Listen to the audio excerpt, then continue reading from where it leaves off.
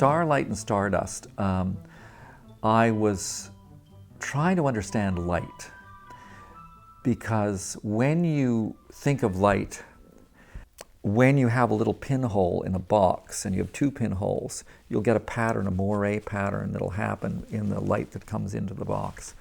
When light passes close to the sun, it'll move.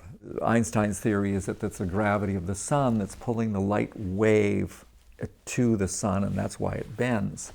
And when they and he predicted this to happen, and then they looked at the sun and they said, yeah, when there was an eclipse of the sun, they like to see eclipses because then they can see that this light from a distant star will actually move as the sun, as it passes behind the sun. It moves, it changes position. So that's one of the ways that Einstein was proved to be correct in his theories. Up until the time of Louis XIV, 1660s, the idea was that light was instantaneous. They couldn't measure it, and they saw it being instantaneous. And the people that are in the painting are Olé Rømer and his wife. Olé Rømer worked for Louis XIV as the court scientist, and he noticed that he was studying the moons and planets and the distance, the time it took for the light to come to Earth, and he calculated the speed. He said the reason that it changes is because light has a speed. It's not instantaneous. What I've done in that painting was trying to show that his wife was explaining, no, light is instantaneous, and that's basically what the conversation is. So they're talking back and forth. The speed of light is interesting because if you put it through glass, it's at one speed. If you put it through water, it's another speed. If you put it through air at one temperature, it's different than air at a different temperature. So the speed is variable. But we say that a vacuum is the perfect, like absolute zero of the speed of light, but it's not the case. My feeling is it's for a different reason.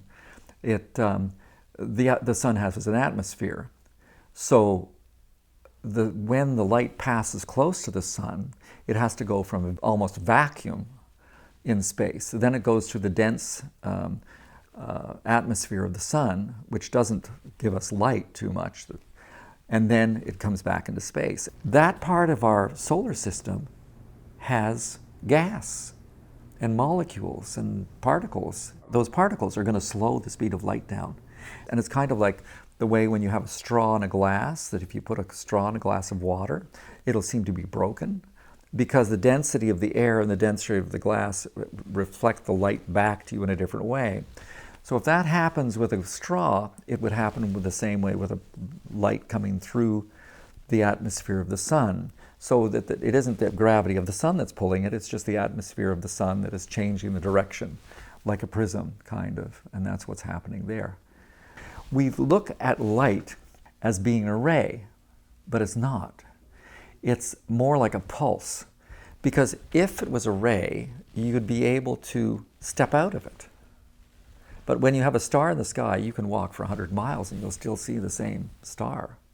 So it's not really a ray, it's this light that's coming out of the sky or out of space.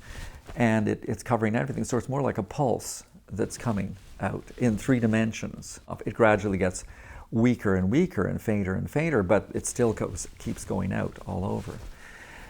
The thing with space is that when you look at the sky with all the stars in it and the stars we can see with telescopes, it's almost totally white. And if you look at the particles and dust particles that are in between all this, it's just almost like solid. If you go far enough, you're going to hit something. So the speed of light, in my view, we go back to before the time of Olé Rømer, and it is instantaneous, except that it keeps hitting all these things in space or in vacuum, and that's what slows it down. And sometimes it slows it down to almost the point of stopping it. The speed of light in the solar system would be 1, and in the solar system close to the sun would probably be slower than it is when you get out to Pluto. But when you get beyond our solar system, then it gets faster, and if you get beyond the galaxy, then it's even faster still. But there's never a vacuum in space.